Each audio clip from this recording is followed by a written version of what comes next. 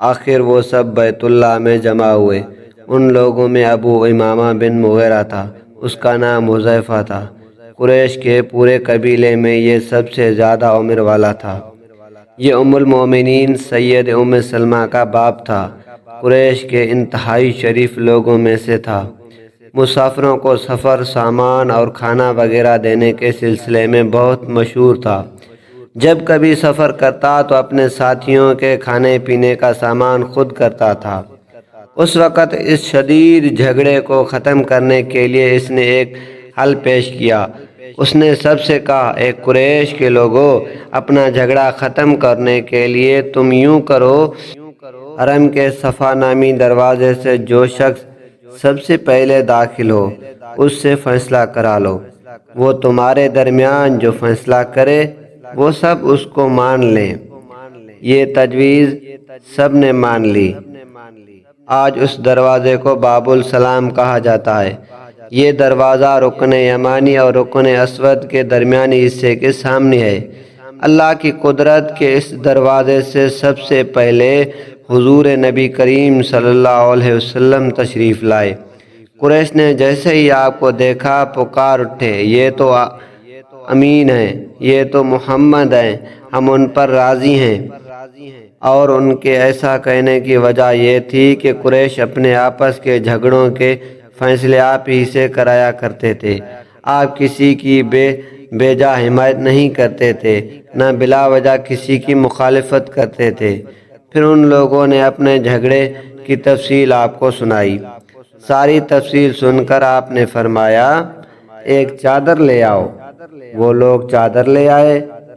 آپ نے اس چادر کو بچھایا اور اپنے دست مبارک سے حجر اسود کو اٹھا کر اس چادر پر رکھ دیا۔ اس کے بعد آپ نے ارشاد فرمایا، ہر قبیلے کے لوگ اس چادر کا ایک ایک کنارہ پکڑ لیں، پھر سب مل کر اس کو اٹھائیں۔ انہوں نے ایسا ہی کیا۔ چادر کو اٹھائے ہوئے وہ اس مقام تک آ گئے جہاں حجر اسود کو رکھنا تھا۔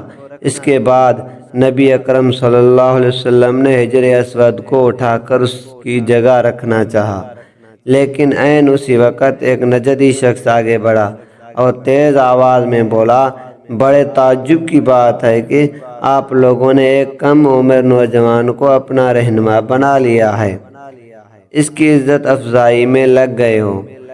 یاد رکھو، یہ شخص سب کو گروہوں میں تقسیم کر دے گا، تم لوگوں کو پارا پارا کر دے گا۔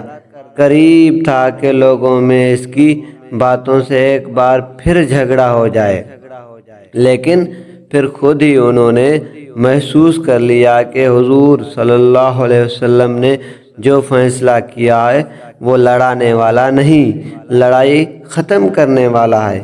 چنانچہ حجر اسود کو نبی کریم صلی اللہ علیہ وسلم نے اپنے مبارک ہاتھوں سے اس کی جگہ پر رکھ دیا۔ مورخوں نے لکھا ہے، یہ نجدی شخص دراصل ابلیس تھا، جو اس موقع پر انسانی شکل میں آیا تھا۔ جب کعبے کی تعمیر مکمل ہو گئی تو قریش نے اپنے بتوں کو پھر سے اس میں سجا دیا۔ کعبے کی یہ تعمیر جو قریش کی چوتھی تعمیر تھی۔ سب سے پہلے کعبے کو فرشتوں نے بنایا تھا۔ بعض صحابہ نے فرمایا ہے کہ زمین و آسمان کو پیدا کرنے سے پہلے اللہ تعالیٰ کا عرش پانی کے اوپر تھا۔ جب عرش کو پانی پر ہونے کی وجہ سے حرکت ہوئی تو اس پر یہ کلمہ لکھا گیا، لا الہ الا اللہ محمد رسول اللہ، اللہ تعالیٰ کے سوا کوئی معبود نہیں، محمد اللہ تعالیٰ کے رسول ہیں۔ اس کلمے کے لکھے جانے کے بعد عرش ساکن ہو گیا۔ پھر جب اللہ تعالیٰ نے آسمانوں اور زمین کو پیدا کرنے کا ارادہ فرمایا تو اس نے پانی پر ہوا کو بھیجا۔ اس نے پانی میں موجیں اڑنے لگیں اور بخارات اٹھنے لگے۔ اللہ تعالیٰ نے ان بخارات یعنی بھاپ سے آسمان کو پیدا فرمایا۔ پھر اللہ تعالیٰ نے کعبے کی جگہ سے پانی کو ہٹا دیا، جگہ خشک ہو گئی۔ چنانچہ یہی بیت اللہ کی جگہ ساری زمین کی اصل ہے اور اس کا مرکز یہی خشکی بڑھتے بڑھتے 7 بر اعظم بن گئے۔ جب زمین ظاہر ہو گئی تو اس پر پہاڑ قائم کیے گئے زمین پر سب سے پہلا پہاڑ ابو قبیس ہے۔ پھر اللہ تعالیٰ نے فرشتوں کو حکم فرمایا زمین پر میرے نام کا ایک گھر بناؤ تاکہ آدم کی اولاد اس گھر کے ذریعے میری پناہ مانگے۔ انسان اس گھر کا طواف کریں جس طرح تم نے میرے عرش کے گرد طواف کیا ہے تاکہ میں ان سے راضی ہو جاؤں۔ فرشتوں نے حکم کی تعمیل کی۔ پھر آدم علیہ السلام نے خانہ کعبہ کی تعمیر شروع کی۔ اس کے بعد حضرت ابراہیم علیہ السلام نے خانہ کعبہ کی تعمیر کی۔ اس طرح قریش کے ہاتھوں یہ تعمیر چوتھی بار ہوئی تھی۔ حضور اکرم صلی اللہ علیہ وسلم کی عمر مبارک 40 کے قریب ہوئی تو وحی کے آثار شروع ہو گئے۔ اس سلسلے میں سب سے پہلے آپ کو سچے خواب دکھائی دینے لگے۔ آپ جو خواب دیکھتے وہ حقیقت بن کر سامنے آ جاتا۔ اللہ تعالیٰ نے سچے خوابوں کا سلسلہ اس لیے شروع کیا کہ اچانک فرشتے کی آمن سے کہیں آپ خوفزدہ نہ ہو جائیں۔ ان دنوں ایک بار آپ نے سیدہ خدیجہ رضی اللہ عنہا سے فرمایا جب میں تنہائی میں جا کر بیٹھتا ہوں تو مجھے آواز سنائی دیتی ہے، کوئی کہتا ہے اے محمد اے محمد۔ ایک بار آپ نے فرمایا مجھے ایک نور نظر آتا ہے، یہ نور جاگنے کی حالت میں نظر آتا ہے، مجھے ڈر ہے اس کے نتیجے میں کوئی بات نہ پیش آ جائے۔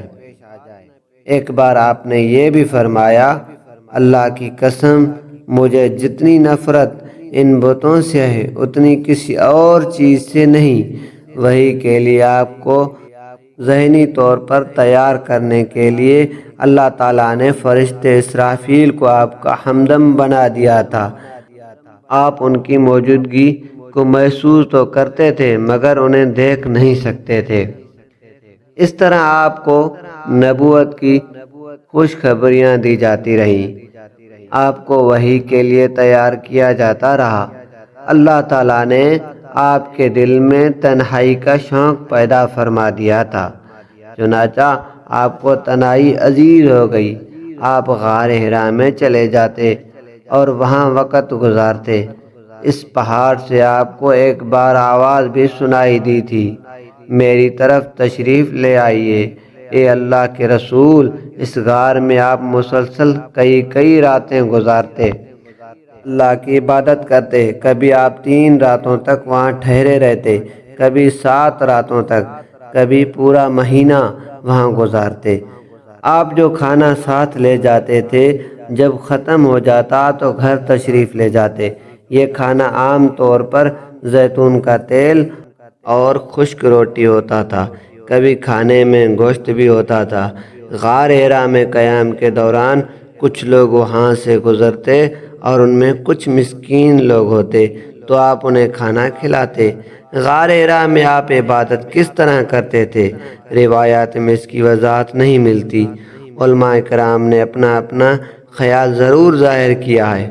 ان میں سے ایک خیال یہ ہے کہ آپ کائنات کی حقیقت پر غور و فکر کرتے تھے اور یہ غور و فکر لوگوں سے الگ رہ کر ہی ہو سکتا تھا۔ پھر آخر وہ رات آ گئی جب اللہ تعالیٰ نے آپ کو نبوت اور رسالت عطا فرما دی۔ آپ کی نبوت کے ذریعہ اپنے بندوں پر عظیم احسان فرمایا۔ وہ ربیع الاول کا مہینہ تھا اور تاریخ 17 تھی۔ بعض علماء نے یہ لکھا ہے کہ وہ رمضان کا مہینہ تھا کیونکہ قرآن رمضان میں نازل ہونا شروع ہوا تھا۔ 8ویں اور تیسری تاریخ بھی روایت میں آئی ہے اور یہ پہلا موقع تھا جب جبرائیل علیہ السلام وحی لے کر آپ کی خدمت میں حاضر ہوئے۔ اس سے پہلے وہ آپ کے پاس نہیں آئے تھے۔ جس صبح جبرائیل علیہ السلام وحی لے کر آئے وہ پیر کی صبح تھی اور پیر کے صبح ہی آپ اس دنیا میں تشریف لائے تھے۔ آپ فرمایا کرتے تھے پیر کے دن کا روزہ رکھو کیونکہ میں پیر کے دن پیدا ہوا۔ پیر کے دن ہی مجھے نبوت ملی۔ بہرحال اس بارے میں روایات مختلف ہیں۔ یہ بات طے ہے کہ اس وقت آپ کی عمر مبارک کا 40واں سال تھا۔ آپ اس وقت نیند میں تھے کہ جبرائیل علیہ السلام تشریف لے آئے۔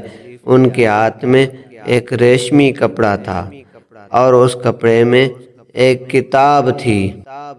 صدق اللہ العلی العظیم۔